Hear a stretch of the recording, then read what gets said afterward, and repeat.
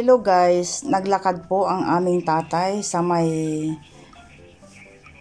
malapit sa supermarket. Doon niya ipinark yung sasakyan niya. Tapos pagkatapos ng kanyang walking ay namili siya guys. Nescafe lang sana ang bibilhin niya. It turned out hinold up niya ang kanyang sarili. So kinuha ko ang camera guys. Tapos sabi niya no, ayaw niyang i-video yung mga pinamili niya dahil ayaw niyang ipakita yung especially yung pagkain ba. So ipinakita ko ang aking legs, humalik ako sa kanya, tapos nakumbinsi ko rin siyang i-video ang kanyang ginagawa guys. So ano nga bang i-video natin guys? Hindi naman tayo pwedeng magtumbling-tumbling or sumayaw. So pandagdag po sa ating content. So ayun, pumayag na rin siya na i-video ko siya dahil nga ipinakita ko ang aking legs. Ang alam niya makaka-score siya mamaya, pero pag kumalabit siya mamaya ay ewan ko lang, masakit ang aking likod at ang aking katawan.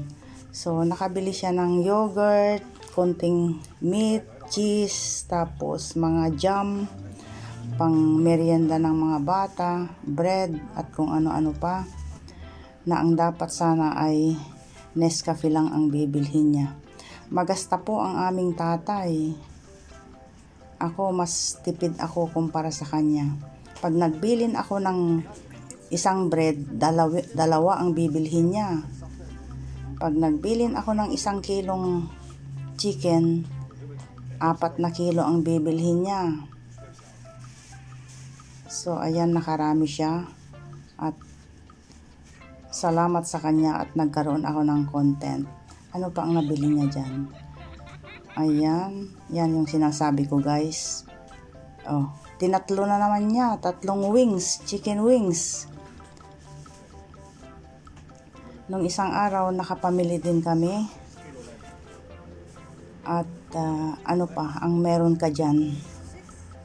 Ito, chicken thigh, paa ng manok, legs. Ayan. Tapos ano pa ang meron ka dyan?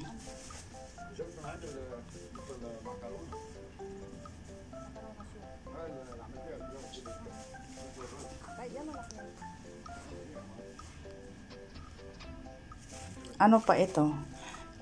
Yan yung mga sitsirya, tapos mga pa-cake dyan. Yung palagi kong ginagawa na pang merienda ng mga bata.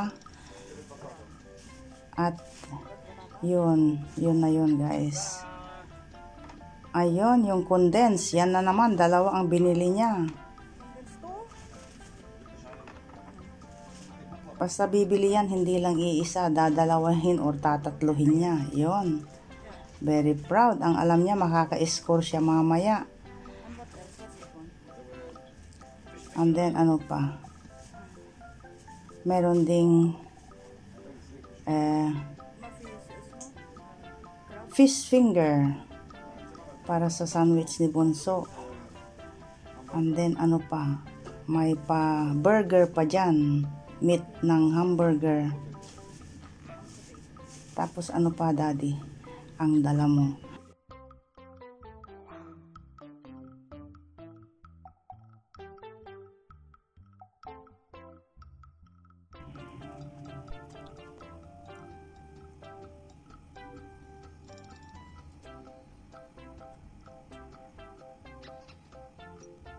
Hello guys, kumusta po kayo? May sakit po tayo. Ang sakit ng aking mga buto-buto.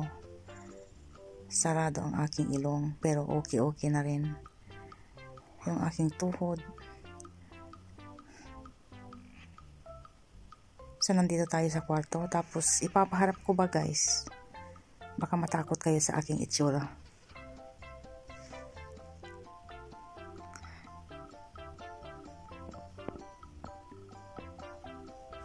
Ang aking buto-buto ang sakit.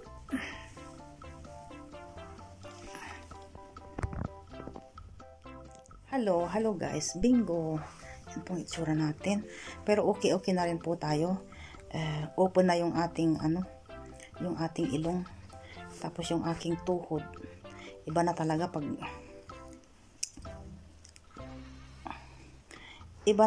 guys pag nagkakaedad na tayo. Marami na tayong nararamdaman.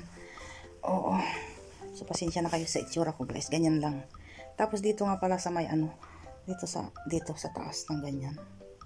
Oo. Hindi pa tapos. Yan po ang ipapagawa din po natin.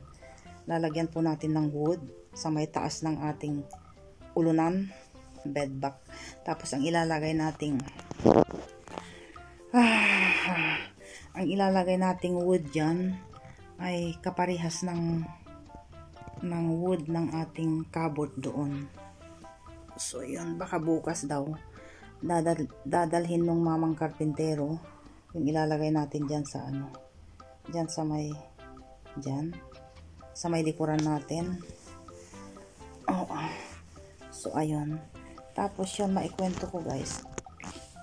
Ano ba yung ikukwento ko?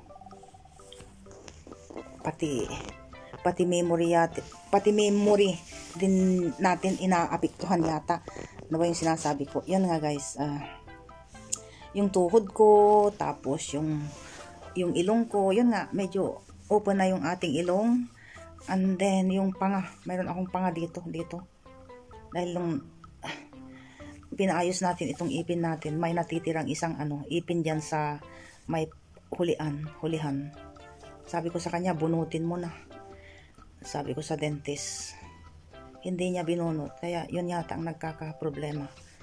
Alam niyo na pag ang ngipin ang sumakit, buong katawan talagang sasakit ba. Tapos nagkasabay-sabay pa. Yung bang namimilipit ka sa sakit ng tuhod mo. Tapos meron ka pang ipin na iniinda. Tapos hindi ka pa makahinga. Ay naku po. Sabi ko sa tatay namin mamamatay na ako. Para akong batang humahagulgol ba. Oo. Buti na lang itong asawa ko, ang papel niya sa buhay ko ay siya ang nanay ko, siya ang tatay ko, siya ang kapatid ko, siya ang kaibigan ko. Lahat-lahat na. Oo. Para akong batang humahagulgol. Oo, kahapon. Tapos tutuwad-tuwad pa ako. Hindi ako makatulog pag hindi ko ituwad. Yung bang, anong ituwad? Yung yung bubungit-ngit ako para maipit yung para maipit itong tuhod ko ba. Oo. Pag iniipit mo kasi yung tuhod mo, parang hindi mo ma-feel yung yung sakit. Para ng iba-ibang amoy ang amoy ng kwarto namin. Meron kang dyan. Ano ba yun? Yung omega painkiller. Tapos, basta, iba-iba ang amoy. Tapos, sabi ng mga bata, it's like pharmacy. Parang, pharmacy itong kwarto ko dahil sa amoy ng hinahaplos kong Pero okay na rin. So, ayun guys. At, buti na lang maganda rin yung panahon. Yung bang magkakasakit ka tapos yung panahon hindi pa nakikisama. Ang lamig din kahapon. Pero ngayon, umaraw na, okay na. So ayun guys, ang update na ipakita ko lang ang itsura ko dito. At saka isa pa, sabi ko nga, ito ang sinumpahan nating trabaho kahit hindi napapanahon or hindi dapat i-vlog. Dahil wala na akong maisipang i-vlog ba.